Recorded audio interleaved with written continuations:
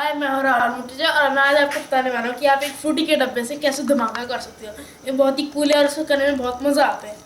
पहले आप इस डब्बे को नीचे रखिए किसी सरफेस पे, इसको यूँ लेटा दीजिए और आपको थोड़ा अपना चप्पल उतार के ये जो बैक हील है इसको, इसकी स्टार्टिंग जहाँ से आप छेद करते हो ना, उस ऊपर वाली साइड से आपको इसको जोर से यूँ मारना है। तो आपने देखा होगा कि पूरा पीछे का साइड खुल गया, थोड़ा जो पानी बचा था वो भी गिर गया।